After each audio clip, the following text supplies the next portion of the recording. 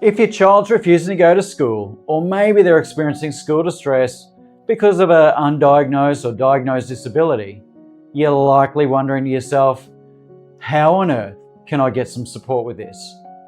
I know that sometimes things get so bad, they feel really desperate.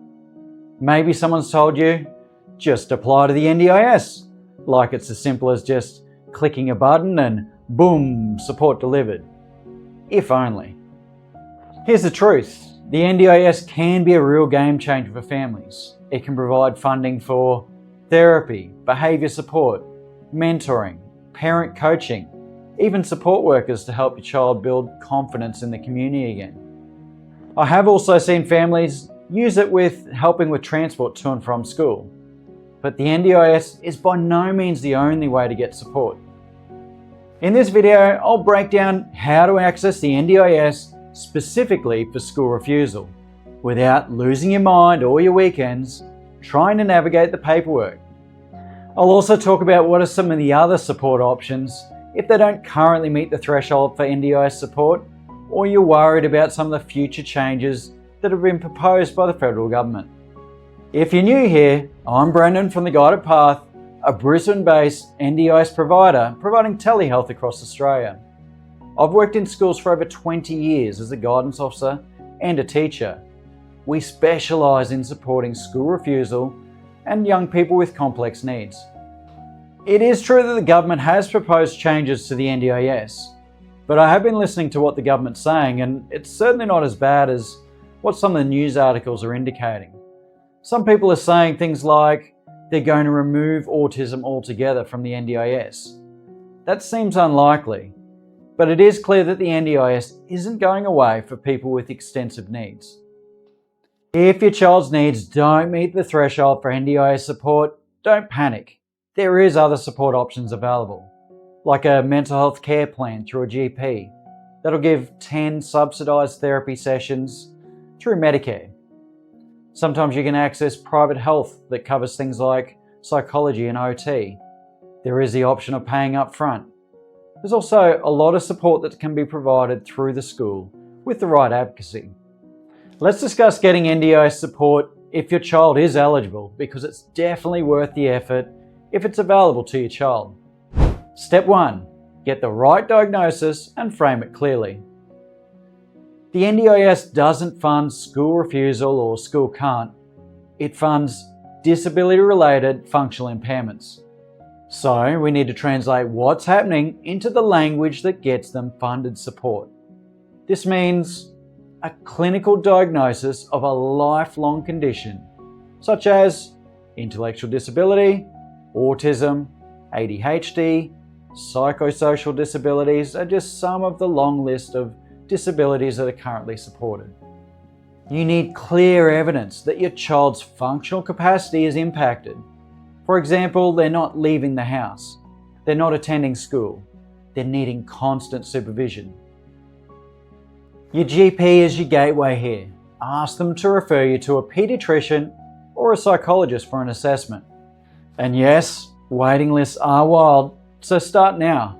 And sadly, no, you cannot diagnose them yourself.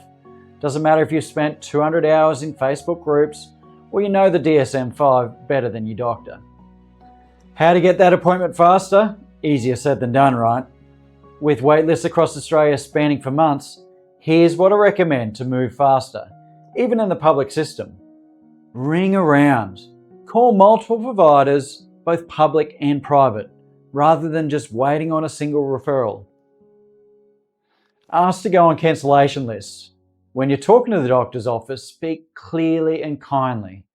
Say something like, "Hi, my child is really struggling. They're not attending school at all due to a severe disability. We've been told that we might be able to access support through something like the NDIS. Is there any way we could be seen sooner, even if it's just a cancellation slot? If they offer early mornings or late afternoons or telehealth options, take it." I've seen families cut down almost 6 months of wait by being flexible, being polite and staying open.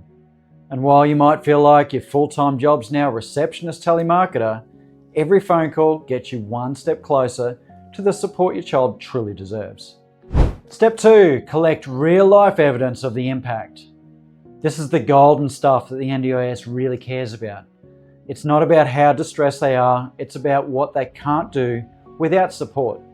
Gather things like emails from the school showing non-attendance or behavioural issues, reports from the teacher or the guidance officer, daily logs you've kept showing meltdowns, shutdowns, refusals, letters from mental health professionals including words like severe impact on daily functioning. You want your evidence to show that your child's needs are ongoing, severe, and linked to a diagnosed condition. That is the NDIS trifecta. Think of yourself as a detective building a case. Instead of trying to solve a mystery, you're trying to convince a panel that your kid's refusal to put pants on is actually part of a disabling condition, which, let's be honest, likely is. Step 3, submit a strong NDIS access request. When you're ready, you'll fill in the NDIS access request form. You can call, ask for it to be posted, or download it online. There's a key section for professionals to complete.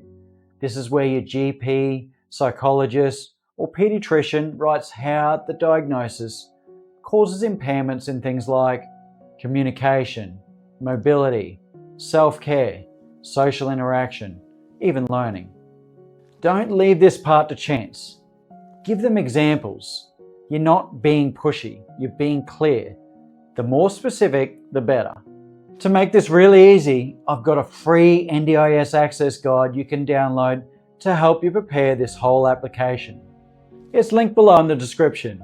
Don't worry about taking notes from this video, it's all there, plus more. There's definitely some common mistakes to avoid. I see too many families submit the forms with just the diagnosis and cross their fingers. That's not enough. You need that functional evidence, otherwise you'll have a rejection and you'll have to start again. So, diagnosis, functional impact, detailed evidence. That's how you access the NDIS for school refusal. If your child is refusing school because of a disability and you know you need support, you don't have to figure this out on your own. Hit the like if this helped and subscribe for more weekly videos on navigating school distress, neurodivergence, and complex behaviours. And if you haven't already, grab my free NDIS toolkit below. And remember, the NDIS is not your only option for support. I offer free chats to talk through options and how the guided path can help you. I'll catch you next time.